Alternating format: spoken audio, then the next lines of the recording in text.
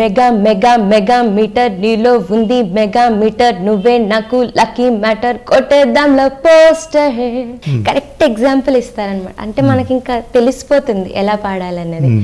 ఆ ఎగ్జాంపుల్స్ వల్ల మాకు చాలా నవ్వు కూడా వస్తుంది, అందరం నవ్వుకుంటాం అనమాట. తొలి చూపే ఎదనుపే తత్తు తర తత్తర పాటే మనసేమో బసకాది నీ బందే నైపోయా. రామాచారి సార్ అయితే మైక్ పట్టుకోవడం నుంచి అసలు మాట్లాడడం వరకు ఎలా పాడాలి, ఎలా ఉండాలి అందరితో అన్నీ చెప్పి చాలా కాన్ఫిడెన్స్ ఇచ్చారనమాట.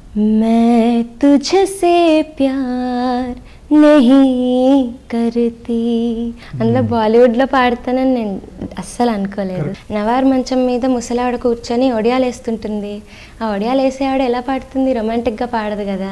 హోనన హోనన హోనన హోన్న నచ్చనా హోనన హోనన హోనన హోని వండుదానా అందని లోకపు చంద్రికనై ఆహ్వానిస్తున్నా. నా పేరు బెహరా నా పేరు బెహరా నా పేరు రమ్యా బెహరా. సుమారు 7 ఏళ్ల క్రితం సినిమా పరిశ్రమలో ప్రవేశించి ప్రపంచవ్యాప్తంగా 7 ఏళ్లలోనే గుర్తింపు తెచ్చుకొని 7 దేశాలు పైగా పర్యటించి ఒక మంచి అవార్డును, గుర్తింపు ఉండే అవార్డును కూడా సంపాదించి మంచి సింగర్గా, ఇప్పుడు ప్రామిసింగ్ సింగర్గా కూడా పేరు తెచ్చుకున్న రమ్య బెహ్రా మీ అందరికీ బాహుబలిలోని ధీవరా పాట ద్వారా పరిచయం.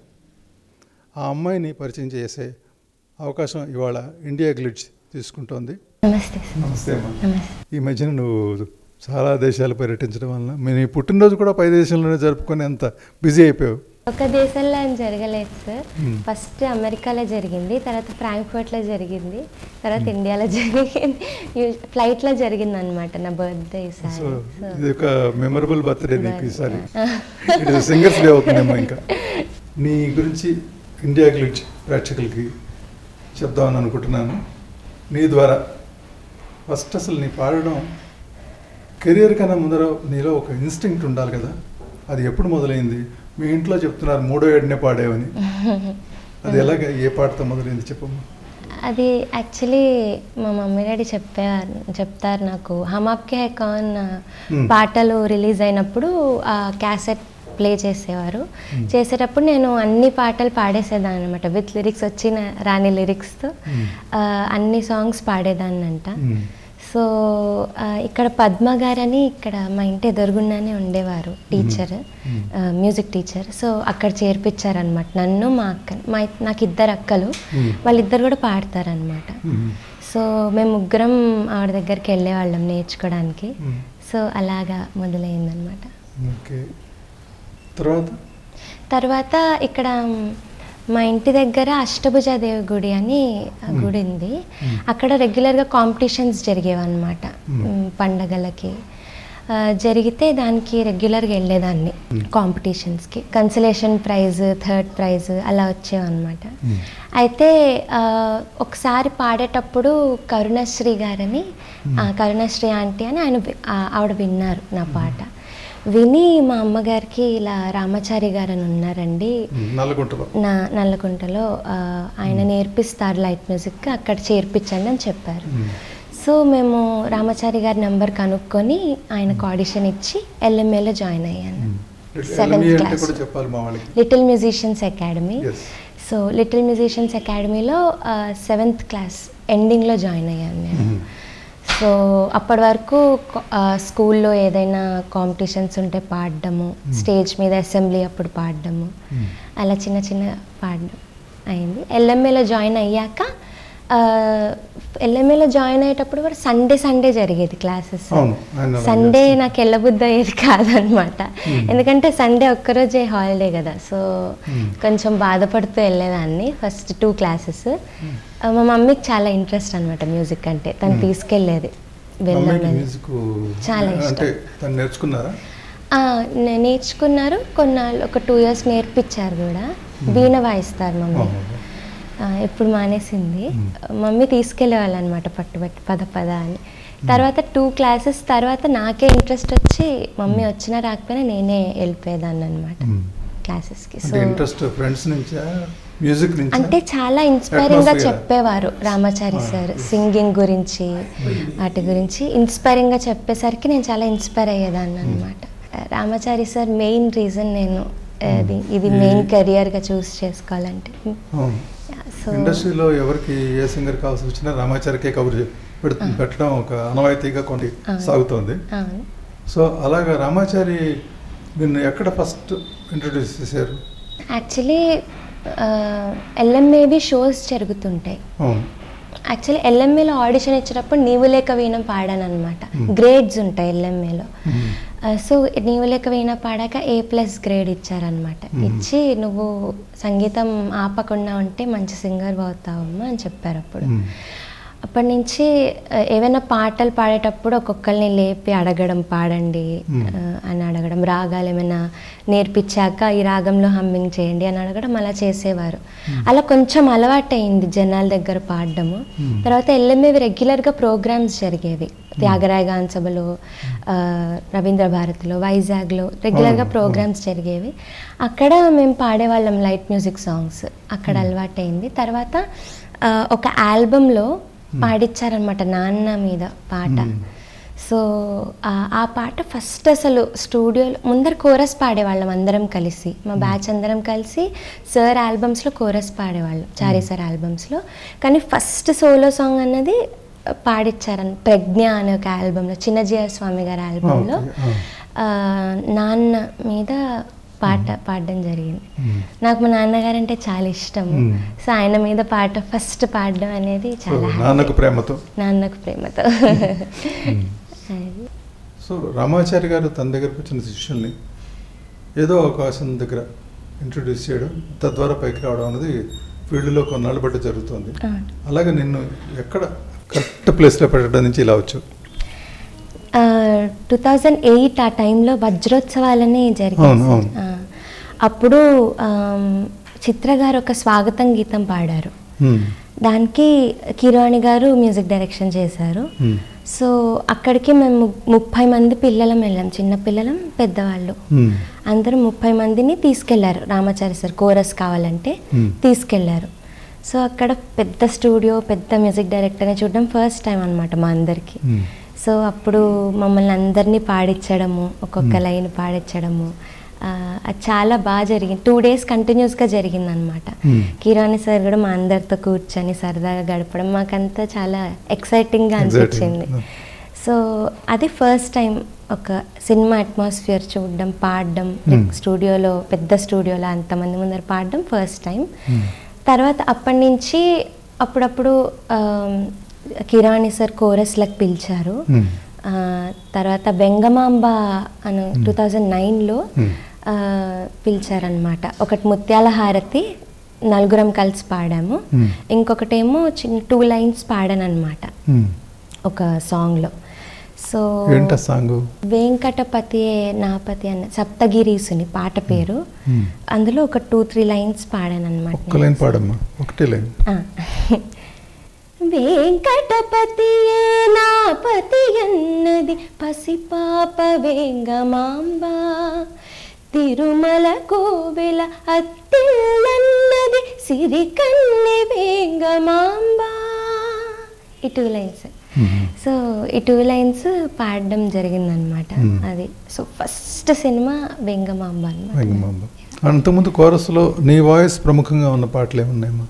కోరస్లో కృష్ణార్జున అని ఒక సినిమాలో పాడామన్నమాట. శంకర్ మహాదేవన్ గారు ఒక పాట పాడారు, అందులో మేమందరం కోరస్ పాడాము. యమదొంగలో ఫస్ట్ ఆ శివుడిది చూపించేటప్పుడు ఒక శ్లోకం లాంటిది వస్తుందన్నమాట, నరసింహస్వామి గురించి. దాంట్లో పాడాము. తర్వాత పాండురంగల్లో కొన్ని కోరస్ పాడాము ప్రీ రికార్డింగ్లో. సో అలా అలా చిన్న చిన్న మెల్లిమెల్లిగా కోరస్లు బయట కూడా రికార్డింగ్స్లో కోరస్ పాడుతుండేదాన్ని. క్రిస్టియన్ ఆల్బమ్స్కి, వేరే సినిమా రికార్డింగ్స్కి పాడుతూ ఉండేదాన్ని. కీరవాణి గారు కాదు కదా? లేదు, వేరే బయట పాడుతూ ఉండేదాన్ని. తర్వాత 2011లో రాజన్న కోసం పిలిచారనమాట. రాజన్న కోసం అందులో చిట్టి గువ్వ అని ఒక సాంగ్ అండ్ రారిరో రేలా, ఈ 2 సాంగ్స్. ఈ రెండోది చాలా పాపులర్. ఒక్క నిమిషం జస్ట్ అన్ని వన్ లైన్ పాడండి. నీలమ్మ కన్నదంట నిన్నైనా నీ బిడ్డనైనా ఈ నీలమ్మ ఇచ్చిందంట నీరైనా నీకుండనైనా గువ్వలకు తకి ఆయువు పోసిన గింజలనిచ్చింది నీలమ్మే తనలోని పల్లాలు నది కోసం మంచింది ఎన్నెన్న పర్వాళ్ళు నేర్పింది. ఇంకోటి చిట్టి గువ్వ జట్టు కలిపిందే రా చకచకరా అని కోరస్తో వస్తుంది. తర్వాత స్వరాలు వస్తాయి. సంజీవ్ చిమ్మల్గి గారు గురువు గారిలో పాడతారు, నేనేమో ఆ చిన్నమ్మాయి పోర్షన్ పాడాను అనమాట. సో రాజన్న నుంచి కంటిన్యూస్గా కీరవాణి సార్ పాడుతున్నాను నేను. తర్వాత బద్రీనాథ్ రికార్డింగ్, దమ్ము రికార్డింగ్, ఈగా రికార్డింగ్, అవన్నీ పాడడం జరిగింది. అంటే రికార్డింగ్లో ఓన్లీ హమ్మింగ్స్ అంతా కోరస్ ఈ రికార్డింగ్స్ అన్నిట్లో. ఆ రికార్డింగ్స్ పాడడానే చాలా నేర్చుకోవచ్చు అనమాట. అదొక స్కూల్. కొంచెం ఎక్స్ప్లెయిన్ చేస్తావా? అంటే సార్ ఎలా పాడాలి, ఎక్స్ప్రెషన్స్ అన్నీ చాలా విడమర్చి చెప్తారనమాట. స్వరాలతో సహా అన్నీ చెప్తారు కీరవాణి గారు. సో అది ఆయనను చూస్తూనే ఇన్స్పైర్ అయ్యి నేర్చుకోవచ్చు. ఒకటి చెప్తాము, ఒక ఎగ్జాంపుల్. కీరవాణి గారు ఎలా చెప్పారు, నువ్వు ఎలాగా పాడావు అంటే ఒక రికార్డింగ్లో ఒక రికార్డింగ్ సింగర్ ఎలా బిహేవ్ చేయాలి అంటే మైక్ ముందర ఒక ఫ్రేజ్ కనుక ఏదైనా తీసుకుంటే అది ఫస్ట్ ఆ ఫ్రేజ్ చెప్పేస్తారు లిరిక్స్. ఆ లిరిక్స్ రాసుకున్నాక దాని మీద స్వరాలు చెప్తారనమాట. ఆ స్వరాలు రాసేసుకుంటాం మేమందరం.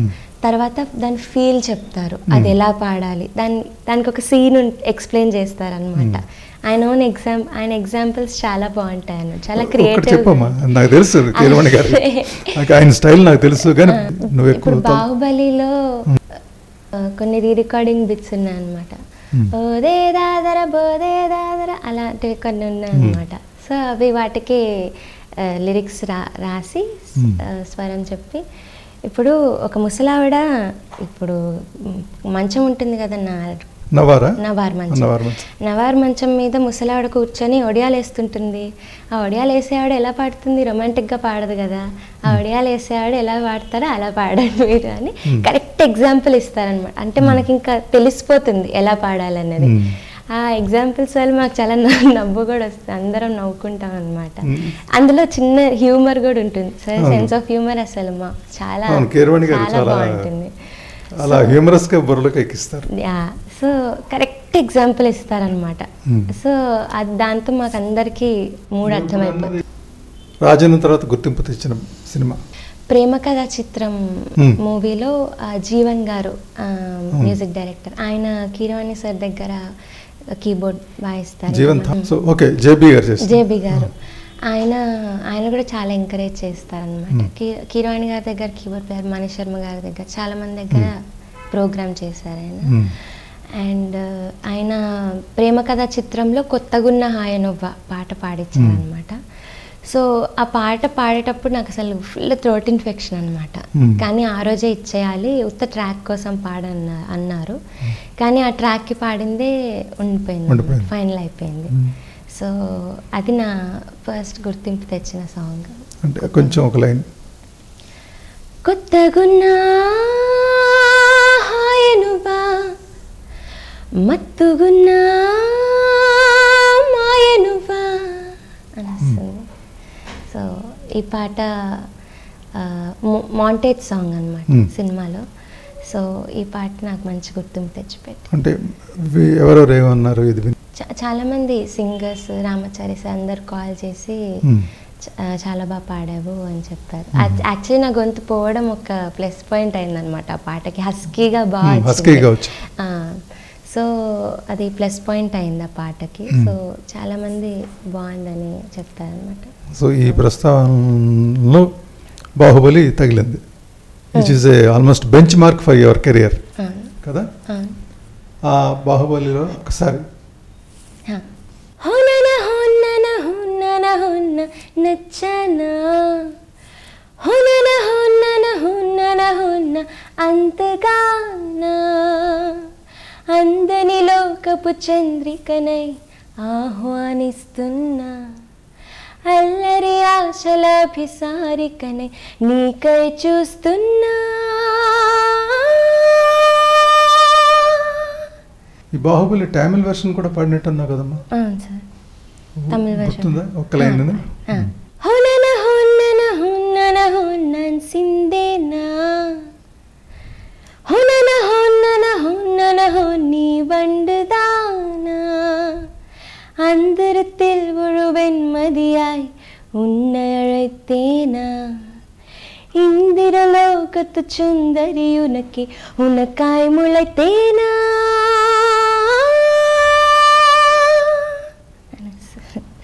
అంటే తమిళ్ మామూలుగా బ్లైండ్గా చదివేసావా లేకపోతే తమిళ్ పరిచయం ఉందా? తమిళ్ అస్సలు పరిచయం లేదు సార్. రాసుకుని తెలుగులో రాసుకుని లేదా? మదన్ కార్కి గారు ఉండారనమాట అక్కడ.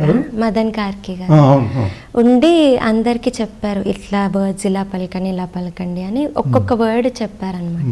టేక్ అప్పుడు కూడా ఆయన ఉండారు. సో తమిళ్ పాడడానికి అంత ఇబ్బంది ఏం జరగలే ఆయన ఉండడం వల్ల. అదే ఆయన చెప్పారు ఒక్కొక్క వర్డ్ ఎలా పలకడము అని చెప్పారనమాట. గుర్తుండిపోయింది. నా కెరియర్లో ఇప్పటి వరకు నేను ఇక్కడ వరకు వచ్చానంటే 2 people ఆర్ వెరీ అంటే నా ప్రతి ఇది ఏంటంటే తలకాయ నొప్పి క్వశ్చన్ అంటారే, ఇది నన్ను వదలకుండా పీడిస్కు తింటా ఉందో 10 ఏళ్ళుగా. ఎవడు చూడు ఇక్కడ చూడనోడు ఉన్నాడా?